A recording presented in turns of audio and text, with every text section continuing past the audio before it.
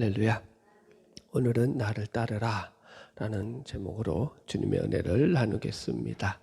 오늘로써 이제 요한복음의 강해를 마치게 되었습니다. 3년 동안에 말씀을 준비하고 또 말씀을 전하면서 참고로 말씀드리자면 저는 이 요한복음을 하면서 제 목회뿐만 아니라 제 인생에서도 하나님께서 큰 은혜를 주셨다고 생각을 합니다.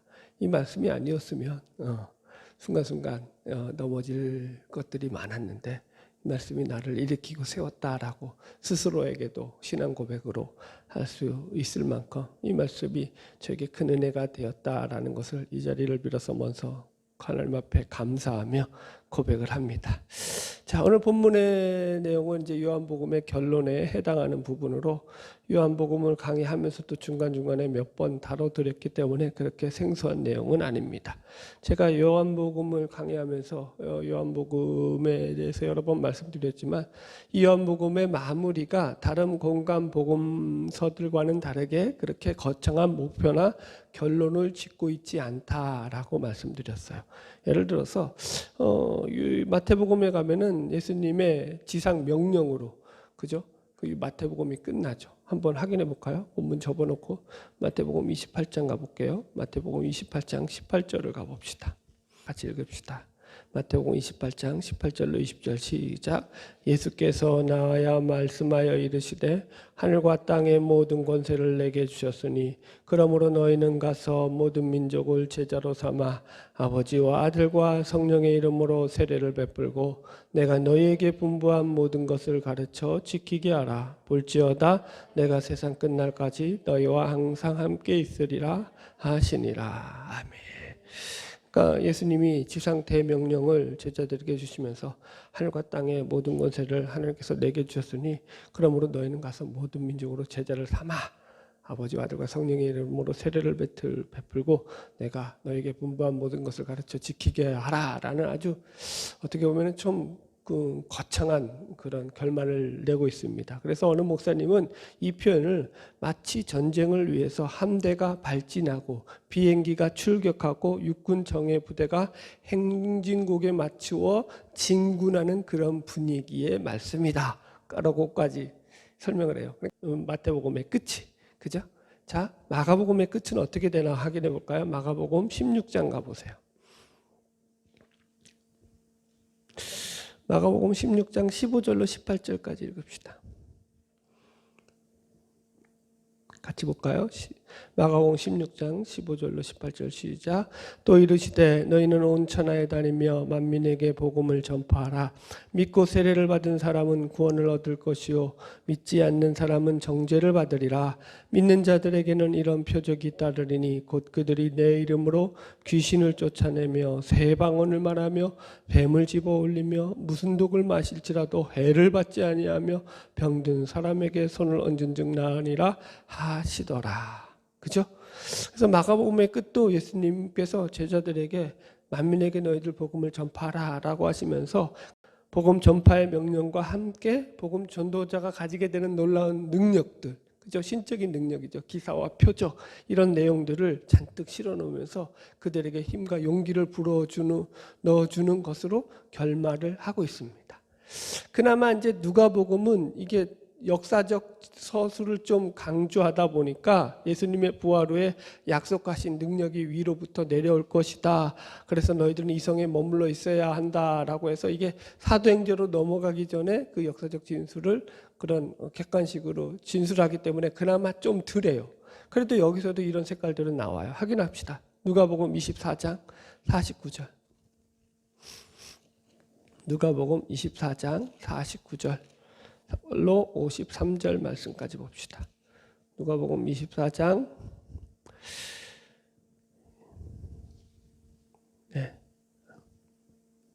같이 읽읍시다. 시작. 볼지어다 내가 내 아버지께서 약속하신 것을 너희에게 보내리니 너희는 위로부터 능력이 입혀질 때까지 이성에 머물라 하시니라. 예수께서 그들을 데리고 베다니아까지 나가사 손을 들어 그들에게 축복하시더니 축복하실 때 그들을 떠나 하늘로 올려주시니 그들이 그에게 경배하고 큰 기쁨으로 예루살렘에 돌아가 늘 성전에서 하나님을 하나님을 찬송하니라 이렇게 끝난다고요. 그래서 물론 성령의 대망에 대한 말씀이 나오지만 끝은 예수님의 부활 승천 사건으로서 그죠? 웅장한 마무리를 짓고 있다라는 것을 우리가 확인할 수 있죠. 그죠? 근데 요한복음은 이런 복음서들의 색깔과 전혀 다르죠. 어떤 미래의 희망찬 약속들이라든가 믿는 신자들의 승리에 대한 약속들 이런 것으로 끝난다기보다는 공간복음서 어디에서도 보지 못했던 어떻게 보면 이제 좀 어두운 색깔이라고 표현할 수 있죠. 그죠? 어두운 색깔로 그 끝이 마무리됩니다. 분위기가 그렇거든요. 요한복음의 마지막 사건이 뭐냐면 우리가 본문 읽은 내용의 사건이 뭐냐면 베드로의 죽음과 이 요한의 죽음과 관련된 사건에 대한 예언의 말씀들이에요. 예수님의. 그러니까 죽음에 대한 얘기, 사도들의 죽음에 대한 예언의 말씀이에요. 그러니까 우리가 생각한 것과 좀 많이 다르다라는 거죠. 왜 이렇게 끝나느냐라는 질문을 가지고 이제 요한복음을 시작하도록 하겠습니다. 자, 먼저 본문 말씀 풀이를 하겠습니다. 우리 다시 요한복음 21장으로 와서 18절을 읽어봅시다. 요한복음 21장 18절 같이 읽을게요. 시작. 내가 진실로 진실로 내게 이르노니 내가 젊어서는 스스로 띠뛰고 원하는 곳으로 다녔거니와 늙어서는 내 팔을 벌리리니 남이 내게 띠띠우고 원하지 아니하는 곳으로 데려가리라. 아멘. 이렇게 말씀이에요. 이 말씀은 베드로의 죽음에 대한 예수님의 예언의 말씀입니다. 내가 젊어서는 스스로 띠뛰고 다녔다라는 말은 이 말씀은 젊었을 때 베드로가 자기 마음대로 하고 싶은 대로 살았다라는 그런 말씀이에요. 여기서 띠고 산다라는 말이 무슨 말이냐면은 여기서 띠가 무슨 띠냐면 허리에 묶는 띠를 말하는 거예요. 그래서 띠를 묶었다라는 표현이거든요. 이게 그러니까 히브리인들의 간용적인 표현이라고 이해하시면 돼요. 출애굽기에 보면은 이제 하나님께서 이스라엘 백성들에게 애굽에서 그들을 구원하여 내시면서 이스라엘 백성들이 애굽에서 나올 때 유월절을 지키라는 유월절 규례에 대한 말씀을 하시거든요. 그러면서 그 유월절 날이 돼서 유월절 음식을 먹을 때에 하나님께서 이스라엘 백성들에게 그 음식을 이렇게 먹으라고 말씀하고 계셔요. 읽어드릴게요. 유월절 규례에 대한 말씀이에요. 출애굽기 12장 11절 너희는 그것을 이렇게 먹을지니 허리에 띠를 띠고 발에 신을 신고 손에 지팡이를 잡고 급히 먹어라. 이것이 여호와의 유월절이라. 네. 이렇게 나와요. 그러니까 유월절 음식을 먹는데 어떻게 먹으라고요? 허리에 띠를 띠고 발에 신을 신고 손에 지팡이를 잡고 급히 먹으라는 거예요. 그러니까 앉아서 편하게 그냥 널브러져서 먹는 음식이 아니에요. 밤에 먹는 음식은 만찬이라고 했잖아요. 그래서 쉼을 목적으로 먹는 음식인데 여기서는 쉼을 목적으로 먹지 않고 먹고 나서 바로 움직이기 위해서 먹는다고요. 그래서 움직일 준비를 하고 먹으라는 얘기죠. 그 움직이는 준비 중에 하나가 뭐라고요? 신발을 신고 손에 지팡이를 잡는 것뿐만 아니라 허리에 띠를 띈다고요. 띠. 예. 이게 왜 띠를 띈다라는 말을 쓰냐면은 이런 거예요. 우리도 마찬가지잖아요. 바지가 흘러내리면 안 되니까 허리띠를 차는 것처럼 이런 것과 똑같은데 조금 더 이게 다른 문화적인 상황이 뭐냐면 이 당시에 이들의 옷은 전부 다 어떤 옷이냐면은 통으로 아래서 위로 통으로 짠 그냥 옷이에요. 우리 한복 생각하시면 돼요. 그래도 한복은 위쪽으로 아래쪽으로라도 있죠. 근데 얘네들은 그런 게 없어요. 통으로 하나에 쭉 펴서. 그래서 한복도 그렇잖아요. 이게 밑에 나는 불편하잖아요. 폭이 넓어가지고 헐렁헐렁거린단 말이에요. 그래서 일할 때는 그걸 어떻게 하죠? 끈으로 흘렁흘렁거리는 부분을 갖다가 졸라매죠. 그리고 나서 일을 한단 말이에요. 한복이 거슬리지 않도록. 똑같은 거예요. 그러니까 이게 그냥 이 옷만 입고 다니면 어떻게 되겠어요? 이게 통이다 보니까 흘렁흘렁거려가지고 못 다니는 거야. 그러니까 어떻게 하는 거예요? 허리에 띠를 띠물 해가지고 그 옷을 갖다가 옷이 이제 너무 헐렁거리지 않게 펄락거리지 않게 그래서 활동할 수 있도록 그렇게 만든다는 게 띠를 띄운다라는 그 목적인 거예요. 그러니까 띠를 띄우는 것의 의미는 뭐예요? 활동성을 의미하는 거예요. 활동성. 그래서 성경에서도 바울도 그랬어요. 진리의 하나님의 전신갑주를 취하라고 할 때 그 전신갑 중에 하나가 뭐예요? 진리의 허리띠를 띠라는 거죠. 그죠? 진리의 허리띠를 띠고 이 띠를 띈다는 거예요. 이해하셨죠? 지금 그 얘기하는 거예요. 그래서 여기서 띠를 띈다라는 것은 곧 움직이고 활동한다라는 표현으로서 젊어서 스스로 띠를 띠고 다녔다라는 건 무슨 말이에요? 젊어서 네가 다니고 싶은 대로, 네가 하고 싶은 대로, 네 활동하고 싶은 대로, 네 마음대로 다녔다, 이 소리가 되는 거죠.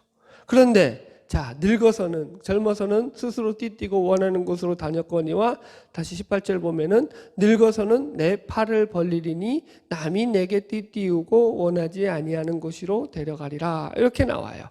그래서 여기서 팔을 벌린다라는 것도 이게 관용적인 표현으로서 그 팔이 다른 사람들에게 붙잡혀서 그들이 원하는 대로 끌려간다는 표현이에요. 그래서 남이 내게 띠띠우고 원하지 않는 곳으로 데려간다라는 것을 주석에 보면은 남에 의해서, 즉 다른 사람들이 베드로를 묶어서 감옥으로 데려간다라는 뜻으로 해석하고 있습니다.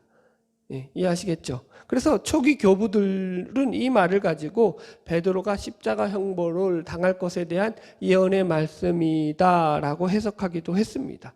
그렇게 틀린 것도 아닙니다. 바로 19절에서 요한이 그렇게 이 말이, 이 예수님의 말씀이 베드로의 죽음을 암시하는 말씀이라는 것을 못 받고 있죠. 우리 19절 다시 읽읍시다. 시작. 이 말씀을 하심은 베드로가 어떠한 죽음으로 하나님께 영광을 돌릴 것을 가리키심이로라. 이 말씀을 하시고 베드로에게 이르시되 나를 따르라 하시니, 이렇게 나와요. 그죠? 그래서 여기서 나를 따르라라고 하는 것은 이제 앞으로 베드로의 앞날에 닥칠 어떤 고난과 환난이 있을지라도 앞에서 지금 주님께서 맡겨주신, 그에게 맡기신 사명, 목양의 사명을 완수하는 일에는 너가 너의 목숨을 바쳐서라도 나를 따라야 한다라는 그런 의미로 우리가 이해를 할 수 있습니다. 그래서 이 말은 한마디로 예수님이 가셨던 그 십자가의 길을 베드로 너도 따라가야 한다는 것입니다. 그래서 이것은 예수님께서 십자가에 달리시기 전에 제자들에게 이런 말씀을 하셨죠. 너희가 지금은 나의 가는 곳에 따라올 수 없으나 후에는 따라오리라 라고 하던 예수님의 말씀을 상기하게 하죠. 이제는 예수님의 그 가신 길을 제자들도 따라갈 그 준비와 시간이 되었다라는 예수님의 선포의 말씀이기도 하다라는 거예요. 그래서 지금 이 말씀이 베드로의 죽음에 대한 말씀이라고 요한이 확실하게 분명하게 이야기하고 있습니다.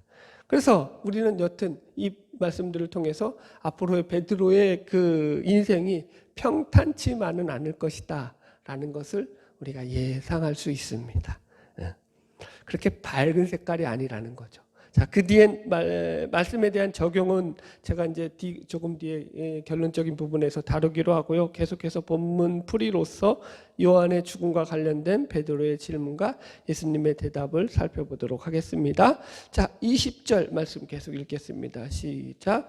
베드로가 돌이켜 예수께서 사랑하시는 그 제자가 따르는 것을 보니 그는 만찬석에서 예수의 품에 의지하여 주님을 파는 자가 누구니까 묻던 자더라. 21절까지 읽어야겠네요. 시작. 이에 베드로가 그를 보고 예수께 여짜오되 주님, 이 사람은 어떻게 되겠사옵나이까. 자, 여기서 예수께서 사랑하시는 그 제자는 물론 이 요한을 가리키는 말입니다. 그래서 자신의 죽음에 대한 예언의 말씀을 듣고 베드로가 갑자기 요한의 장래에 대해서 지금 예수님 앞에 질문하는 장면이에요. 이것은 어쩌면 늘 충동적이고 좀 직설적이었던 이 베드로의 성격과 딱 맞는 거죠. 갑자기 지금 요한의 죽음이 궁금해진 거예요. 요한의 장래가. 그래서 엉뚱하게 이 질문을 한 거죠. 그래서 이 질문에 대해서 해석이 두 가지로 나눕니다. 첫 번째 해석은 요한에 대한 베드로의 질투라고 해석을 합니다. 많은 학자들이 이것을 지지하는데요. 즉 베드로가 자신의 순교에 대한 예언의 말씀을 듣고 나서 그렇다면 예수님 앞에 자기처럼 예수님에게 사랑을 받았던 제자인 요한도 당연히 순교를 하는 것이 맞다라는 차원에서 이 질문을 했다라는 거죠. 그런 해석이 있고요. 두 번째 해석은 반대로 베드로가 요한의 장래에 대해서 애정 어린 궁금과 걱정에서 이런 질문을 했다라는 주장도 있습니다. 아마도 베드로가 자신이 순교당한다는 것에 대해서 그 이유를 자신의 잘못과 가오가 있었기 때문이라고 생각한다는 거예요. 그래서 이 질문은 이런 거죠. 그러니까 자기가 이제 죽음으로 최후를 맞이한다는 것은 자신이 과거에 저질렀던 죄값으로서 얼마든지 자기에게는 그런 예수님이 주시는 그런 그 명령을 달게 받을 마음의 자세가 되어 있지만, 그러나 이 어떤 면에서 이 요한은 예수님께서 가장 사랑하시는 제자였고, 그리고 자기가 볼 때는 그렇게 자기나 다른 제자들처럼 예수님에게 그렇게 가오나 잘못을 범한 것도 적은 제자라고 봤다라는 거죠. 그런 차원에서 이 요한만은 예수님께서 그래도 죽음을 면하는 길로 인도해 주셔야 되지 않느냐라는 차원에서 이런 질문을 했다라는 거예요. 정확하게 정답은 없어요. 왜? 성경에 거기에 대해서 왜 그랬느냐, 왜 질문했느냐는 그런 답이 없기 때문이에요. 우리가 베드로의 심정을 다 들여다보지 못하죠. 여튼 간에 이런 배경을 가지고 질문을 하자 예수님의 대답이 22절에 이렇게 나옵니다. 같이 읽읍시다. 시작. 예수께서 이르시되 내가 올 때까지 그를 머물게 하고자 할지라도 내게 무슨 상관이냐, 너는 나를 따르라 하시더라. 이 베드로의 질문에 대한 예수님의 대답은 베드로의 호기심을 충족시켜주는 형태로 나타나고 있지 않습니다. 아마도 베드로는 요한이 자신과 같은 순교의 운명을 맞지 않을까라고 생각하면서 이런 질문을 했을 것으로 보입니다만, 예수님께서는 베드로의 이런 마음을 아셨는지 베드로와는 이 일이 아무 상관이 없으니까 너는 다만 내가 너에게 맡긴 사명에 충성해라 라는 식으로 말씀을 마무리하고 계십니다. 제가 이거 예전에도 여러 번 해석해 드렸죠. 너 오지라 그만 피우고 너는 네 일이나 똑바로 해 라는 그런 말씀이라고 했어요. 그래서 본문을 자세히 보시면 내가 올 때까지 그를 머물게 하고자 할지라도 라는 말을 쓰고 있어요. 이게 문법적으로 보면은 가정법이에요. 영어로 하면 if I want to 이렇게 나와요. 그러니까 내가 만일 그렇게 한다고 할지라도 라는 거예요. 그러니까 이게 실제로 그렇게 하겠다는 거예요, 가정한다는 거예요. 실제로 그렇게 하시겠다라는 말이 아닌 거예요. 그죠? 그러니까 실제로 예수님이 재림할 때까지 요한을 살게 하시겠다라는 말씀이 아닌 거예요. 그런데 왜 제가 이런 설명을 드리냐면은 이 부분이 초대교회 때 가장 많이 오해돼서 전해진 그런 내용이기 때문이에요. 어떻게 오해되었느냐가 이제 23절 초반절에 나와요. 같이 한번 읽어볼게요. 23절 초반만 읽읍시다. 시작. 이 말씀은 형제들에게 나가서 그 제자는 죽지 아니하겠다 하였으나, 이렇게 오해되었다라고 말해요. 여기서 그 형제들이라는 것은 초대교회 당시의 성도들을 가리킵니다. 그들이 예수님의 이 말씀을 가지고 어떻게 오해하였느냐 하면은 그 제자가 죽지 아니하겠다, 즉 요한이 예수님의 재림 때까지 죽지 아니하겠다라는 말로 이것을 받아들였다라는 거예요. 그죠? 왜 그렇게 됐냐면 요한은 예수님의 제자 중에서도 가장 장수한 제자였기 때문인 거예요. 계속 살아있다 보니까 아마도 이 말씀을 그렇게 연결시킨 것 같습니다. 우리가 알고 있듯이 요한계시록이 AD 약 6년 7년경에 기록된 성경이거든요. 그러니까 대충 요한의 나이도 그때쯤 되었으면 90이 다 됐거나 넘었거나 하는 나이라고요. 그죠? 여러분 이해하시겠죠? 그러니까 상당히 그 제자 중에서는 오래 살았을 뿐만 아니라 이 요한복음을 대충 우리가 AD 70년경에 기록한 성경으로 보거든요.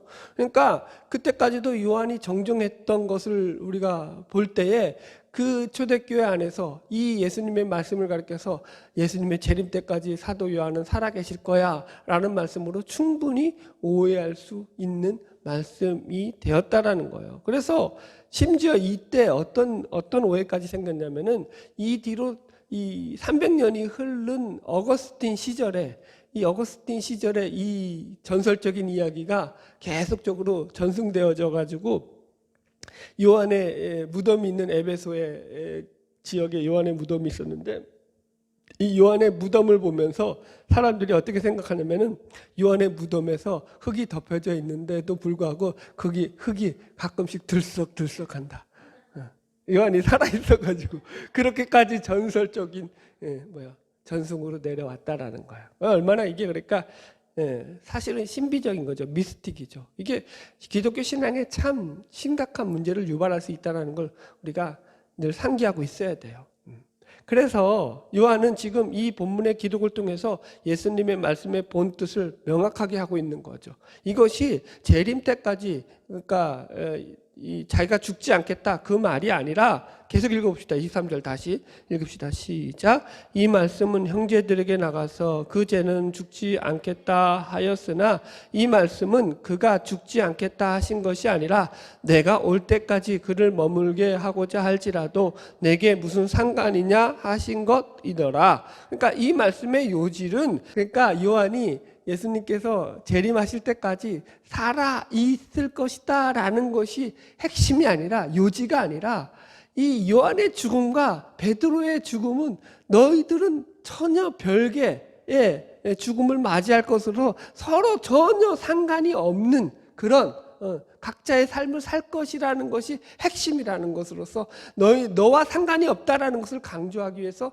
예수님이 이렇게 표현하신 말씀이다 라고 지금 요한이 풀이하는 거예요. 그러니까 신경 쓰지 말라라는 말씀을 한 건데 이 말이 곡해되고 오해됐다라는 거예요. 그러니까 이런 말씀을 해서 우리가 이렇게 이해하시면 돼요.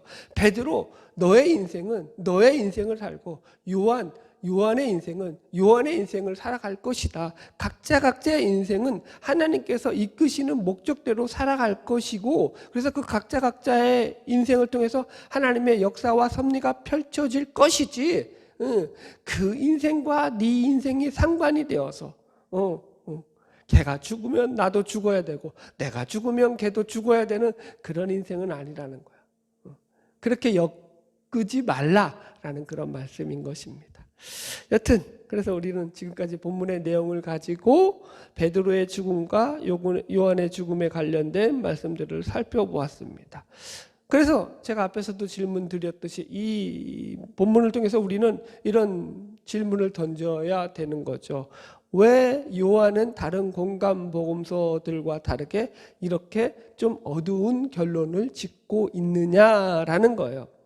최소한 공간 복음서에서 나오는 어떤 개선 행진곡과 같은 화려한 결말과 결론은 아닐지라도 최소한 어떤 확신과 결단을 촉구하는 그런 결말을 가져가야 되지 않겠느냐라는 것이 우리의 일반적인 관념이고 생각이죠. 여러분. 그런데 그런 방식을 취하지 않고 있다는 거예요. 지금 베드로의 죽음과 요한의 죽음을 대비시키시는 것으로서 이게 결론을 맺고 있더라는 거죠. 우리가 본문을 지금 풀이했듯이. 저는 그래서 이 본문에 해당하는 이 요한복음의 결론을 푸는 핵심의 키워드로서 뭘 생각했냐면 나를 따르라 라는 말씀으로 정리를 했습니다. 뭐 여러 가지가 있지만 뭐 성경에 뭐 다 답이 되죠. 그러나 저는 이 말씀을 가지고 이 본문의 핵심 키워드로 열쇠로 보고 말씀을 풀이했습니다. 왜냐하면 보세요. 19절에서도 예수님께서 이 죽음에 대한 베드로의 죽음에 대한 얘기를 하시고 끝에 하시는 말씀이 나를 따르라. 그죠? 또 이 요한에 대한 이야기도 하시면서도 끝에 가서 베드로에게 하는 말은 뭐예요? 나를 따르라 라는 거예요. 베드로의 죽음과 관련된 자기의 죽음과 관련된 말씀에서도 너는 나를 따르는 거고 요한의 죽음과 관련된 말씀을 하시면서도 너는 나를 따르는 거야. 여기서 벗어나는 일은 없다라는 거예요. 굳이 이게 나를 따르라라는 것을 어떤 뭐랄까요 신자가 신자 되기 위해서 주를 따라가야 한다라는 결단의 촉구라고 해석할 수도 있습니다만 사실은 이 나를 따르라는 말은 결단이나 어떤 우리의 신앙적인 결심, 의지보다도 더 크게 신자가 가진 운명에 대한 말씀이라는 것을 우리가 놓치지 말아야 됩니다. 결단이고 결심이고 확신이기 이전에 이것은 신자가 가진 운명이에요. 이해하시겠어요? 나를 따르라는 게 더 크다고요. 계속 요한복음에서 강조하는 게 뭐죠? 인간이 죄인이라는 거죠. 이따가도 결론에 말씀하겠지만 베드로의 결단과 결심으로 해서 예수님을 배반하는 자리까지밖에 못 갔다고요. 지금 그래서 예수님이 베드로에게 결단과 결심을 촉구하는 말씀이 아니라고요. 이 말씀은. 그렇게 이해하시면 또 이게 좀 뭐랄까요? 본문에 대해서 본질적인 걸 놓치는 거라고요. 이건 신자의 영광된 운명에 대한 선언이시고 선포시라고요. 신자가 앞으로 나아가야 될 그 운명의 길에 대한 말씀이라고요. 할렐루야. 자, 그러면 이 나를 따르라라는 것을 중심으로 이제 말씀을 좀 더 풀이하겠습니다. 여러분, 성경에 보면 예수님을 따르는 데는 반드시 두 가지 전제 조건이 따라옵니다. 그죠? 자, 확인합시다. 마태복음 16장 24절. 본문 접어놓고 마태복음 16장 24절. 자, 예수님을 따르는 삶에 대해서 이렇게 분명하게 못을 받고 있죠. 다 같이 읽읍시다. 마태복음 16장 24절 시작. 이에 예수께서 제자들에게 이르시되 누구든지 나를 따라오려거든 자기를 부인하고 자기 십자가를 지고 나를 따를 것이라. 아멘. 자, 보세요.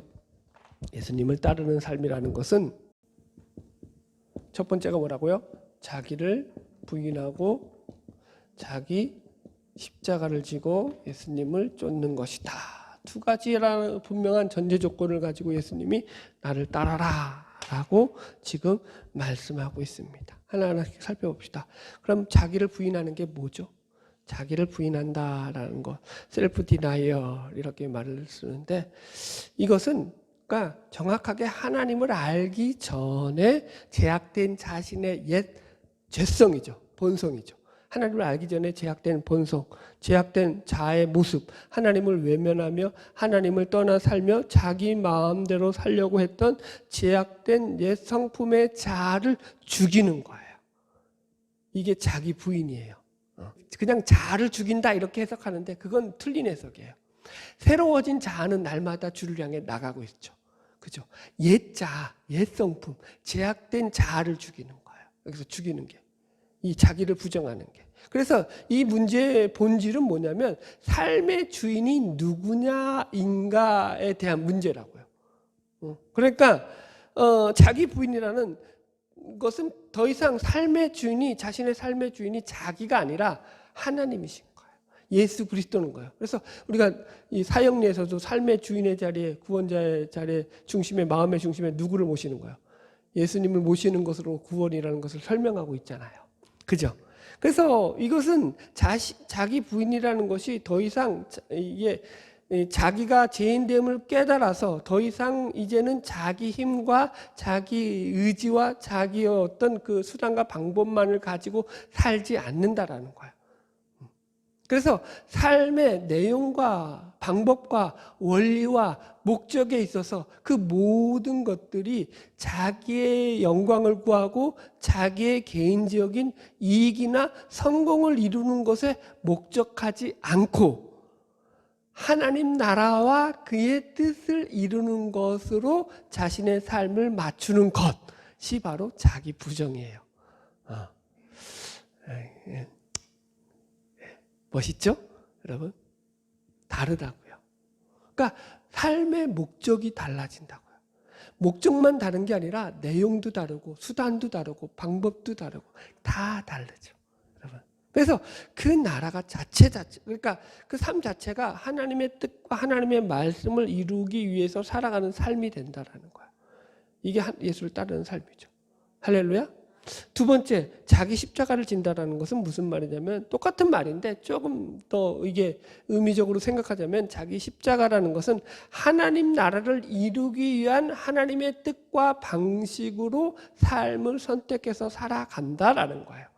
이해하셨죠?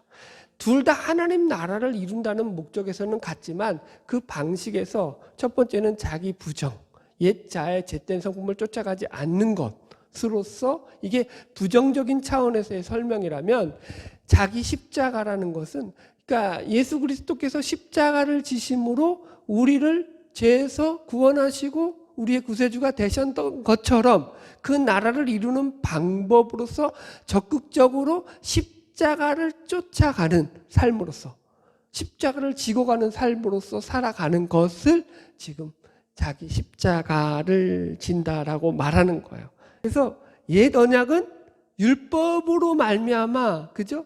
의를 이루려고 하는 거잖아요. 근데 이게 인간이 죄인이기 때문에 불가능하다고요. 그러면 새 언약은 목적은 같다고요. 하나님 나라와 의를 이루기 위한 건데 그 방법과 수단에 있어서는 이제는 율법을 행함으로가 아니라 예수 그리스도의 십자가의 은혜로 말미암아서 이루는 하나님의 나라라고요. 거기서 다르다고요. 그죠? 십자가라는 방법에서 다르다고요. 새 언약은. 목적에서 다른 게 아니라 다 우리가 하나님 나라를 이루어가는 삶이라고요. 신자의 삶은.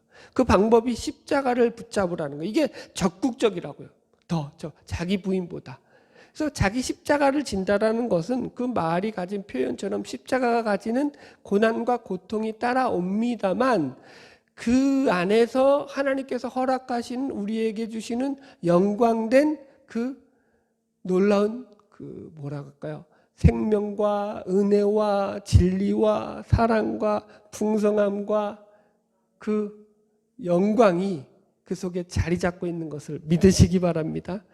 사실은 이거 얘기하려고 오늘 핵심이 이거예요. 그래서 십자가를 지고 간다는 것은 단순히 여러분 이렇게 이해하시면 안 돼요. 자기 십자가를 진다는 게 고난과 고통의 길을 마다하지 않고 우리가 걸어가야 한다라는 부정적인 차원에서 이해하지 말고 그분이 우리에게 허락해 놓으신 영광된 길을 걸어간다라는 차원에서 이해하시라고요. 훨씬 더 크다고요. 그래서 로마서 8장 1절에서 바울은 이것을 이렇게 얘기하고 있어요. 제가 읽어드릴게요. 생각하건대 현재의 고난은 장차 우리에게 나타날 영광과 좋게 비교할 수 없도다. 아멘. 고난보다 영광이 훨씬 더 크다고요. 십자가가 가지고 있는 그 능력이요. 그래서 우리는 하나님 나라에 들어가서 누릴 영광과 마찬가지로 이 땅에서도 이 십자가를 붙잡음으로써 우리가 누릴 영광이 훨씬 더 크다고요. 이걸 이렇게 비유를 해볼까요? 이 목사님들이 옛날에 많이 썼던 비유인데 고전 비유예요. 이제 어떤 양반이 종들을 하루 불러가지고는 이제 하루 종일 일한 고된 종들에게 야 너희들 새끼 꼬아가지고 이제 새끼를 최대한 가늘게 꼬아가지고 많이 모아놔라. 그 다음날 그래서 이제 새끼를 꼬아놓은 걸 갖다가 다 점검을 해서 불렀어요. 그러자 이 주인이 그 하인들에게 그 새끼 꼬은 것들 야 각자 꼬은 새끼에다가 옛날 엽전은 구멍이 있었잖아요. 엽전을 니들이 넣을 만큼 끼워서 넣어서 이제 너희들 가서 자유롭게 살아라 이런 거예요. 망연자실하게 됐죠. 그죠? 네. 이 귀찮으니까 새끼를 가늘게 꼬라는 그 주인의 말은 하나도 안 듣고 지들이 꼬고 싶은 대로 두껍게 대충 꼬았죠. 엽전이 들어갈 리가 없죠. 그 중에서 그나마 순종하고 말 들었던 착한 종만 원대로 원 없이 그 엽전을 집어넣고 자유롭게 살았다. 여러분 그러니까 우리가 십자가의 길을 간다라는 게 그게 자체가 영광이라고요. 자체가 축복이라고요. 그게 여러분 이게 뭐 어떤 보상과 상급을 받기 이전에 그거 자체로서 우리는 하나님으로부터 충분한 영광된 신분을 누린 자들로서 서 있다라는 걸 기억하시기 바랍니다. 할렐루야. 자, 지금까지 내용을 좀 정리하겠습니다. 지금 본문에서 나오는 요한복음의 결론의 말씀은 마태복음 16장에 지금 나왔던 예수님의 말씀, 자기를 부인하고 자기 십자가를 지고 나를 따를 것이다 라는 말씀의 실천편에 해당하는 말씀이다 라고 우리는 이렇게 정리할 수 있겠습니다. 예수님께서 베드로에게 왜 어떻게 보면은 그의 죽음에 관한 예언으로 암울하기까지 하는 그런 말씀을 하시면서 끝에 가서는 너는 나를 따라라 라고 말씀하시느냐, 왜 이렇게 이야기하시느냐, 예수를 따르는 것이 가장 영광된 길이기 때문입니다. 그것이 그래서 심지어 세상의 눈으로 볼 때는 허망한 죽음으로 끝나 보이는 길 같아 보일지라도 말입니다. 여러분 우리가 이제껏 요한복음을 통해서 계속 확인했던 것이 뭔가 하면 모든 인간은 죄인이다라는 것 하나와 또 다른 하나는 예수 그리스도만이 유일한 우리의 구원자시고 하나님이시다라는 이 두 가지 메시지입니다. 그래서 예수 그리스도의 십자가가 아니면 우리 인간에게는 답이 없다라는 것이 결론이었죠. 그래서 모든 인간이 죄인됨을 증명하는 그 수단으로서 요한복음에 제일 많이 등장하는 인물의 그 비유가 베드로였죠. 베드로. 그죠? 요한이 베드로가 만만했나 봐요. 그러니까 그렇게 가까웠으니까 그렇게 했겠죠. 항상 같이 다녔으니까 또 여러분. 그래서 베드로가 그의 결심과 그의 확신과 그의 노력과 그의 열심에도 불구하고 어떻게 예수님의 십자가 앞에서 그가 무너질 수밖에 없었고 어떻게 배신자가 될 수밖에 없었는지를 요한복음은 죄인된 인간의 그 모습을 낱낱이 고발하면서 기록하고 있습니다. 그래서 최종적인 결론이 뭐냐면 신앙이라는 것은 결국 예수를 따르는 삶이어야 한다라는 거죠. 자기가 자기 마음대로 자기 마음 내키는 대로 살아가는 것이 신앙이 아니다라는 거예요. 그래서 예수를 따른다는 것 안에는 언제나 자기 부인과 자기 십자가를 지는 삶이 쫓아오는 것이요. 그런 의미에서 예수님께서 베드로의 죽음에 대한 예언의 말씀을 하시면서도 베드로를 향해서 너는 나를 따르라 라고 지금 말씀을 하고 계신 것입니다. 이것이 겉으로는 죽음으로 끝나는 것 같고 암울해 보이지만 그 본질에 있어서는 그가 누릴 참된 하나님 나라의 영광의 자리에 들어가는 것이기 때문에 그죠? 큰 영광이고 소망이 되는 거예요. 그래서 이 다른 복음서들이 겉으로 화려한 것에 비해서 요한복음은 본질적으로 화려하죠. 이해하겠죠? 본질적인 면에서 화려하다고요.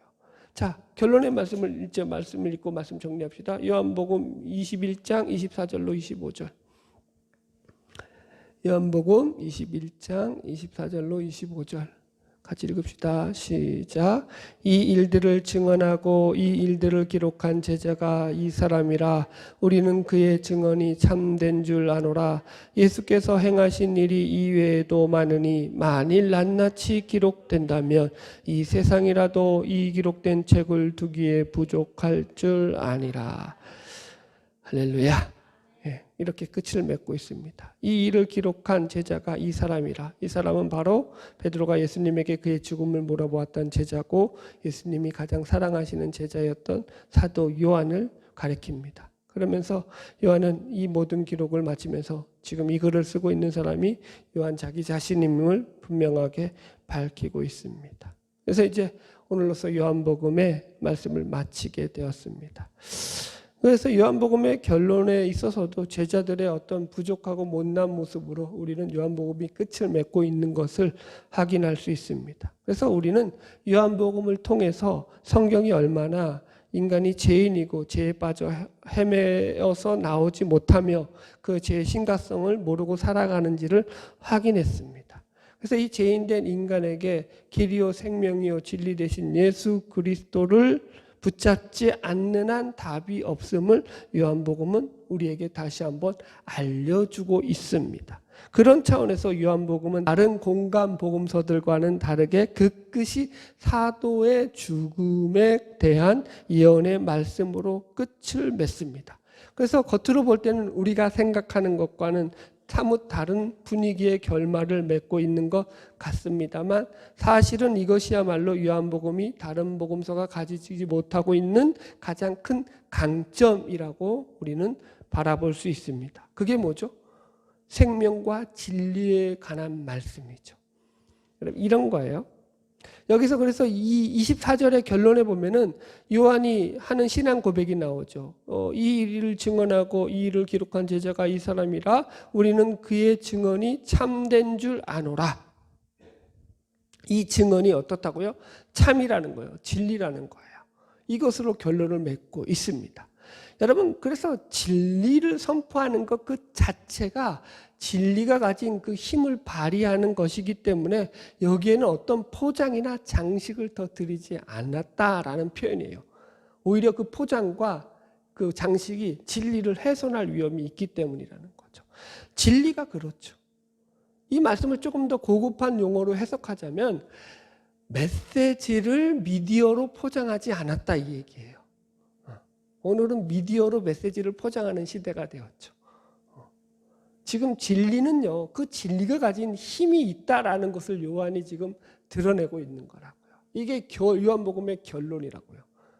예수 그리스도 길이요 진리요 생명 되신 그 진리 안에서 진정한 그 힘이 있고 능력이 있는 거죠. 보십시오. 예수님께서는 갈릴리 지방에서 3년 동안의 공생애 생활을 하시면서 모든 시간을 보내셨어요. 예수님께서 무슨 선교를 다니신다고 저기 남아프리카로 가고 저기 아시아로 가고 중남미로 가고 이렇게 안 다니셨다고요. 갈릴리 지역에서 모든 세계를 다 마치시고 십자가를 지시기 위해서는 예루살렘에서 돌아가시는 것이 끝이라고요. 그죠? 거기를 그 바운더리를 안 벗어나셨다고요. 우리식으로 말하자면 이 통진에서 안 벗어났어요. 이 좁은 땅덩어리에서 그 끝을 내셨어요. 그런데도 불구하고 2000년이 지난 지금 이 예수 그리스도를 하나님의 아들 독생자 예수 그리스도로 우리 모든 인류의 구원자 되심을 믿고 고백하는 인구가 전 인류의 3분의 1이나 된다라고 이야기하고 있습니다. 물론 이 안에는 허수들도 많겠지만 여튼 그만큼 예수 그리스도의 복음이 가진 영향력이 어마어마하다라는 증거죠. 이게 진리가 가진 힘이라고요. 아멘. 진리는 여러분 뭘 감싸거나 뭘 포장을 하거나 뭘 여러분 또 숨긴다고 해서 숨겨질 것도 아니고 감춰진 것도 아니고 그렇다고 또 그것을 또 포장을 해서 또 잘 보인다고 해서 더 잘 보여지지도 않아요. 그 진리 자체가 훨씬 더 강력한 힘이 있기 때문에. 아멘. 자, 오늘 결론의 말씀을 짓겠습니다. 신자의 삶이란 결국 죽는 그 순간까지 이 땅에서 예수를 따르는 삶이다라고 말씀을 드렸습니다. 이 길이 때로는 우리에게 고난도 있고 고통도 있고 십자가라는 차원에서는 역경도 있을 수 있지만 본질적으로는 영광의 길이고 승리의 길이고 생명의 길이고 진리의 길임을 말씀드렸습니다. 절대 놓치지 마십시오. 그리고 천국 가는 그날까지 주님 오시는 그날까지 이 믿음의 길, 승리의 길을 잘 걸어나가는 저와 여러분이 되시기를 주님의 이름으로 축복합니다. 기도하겠습니다.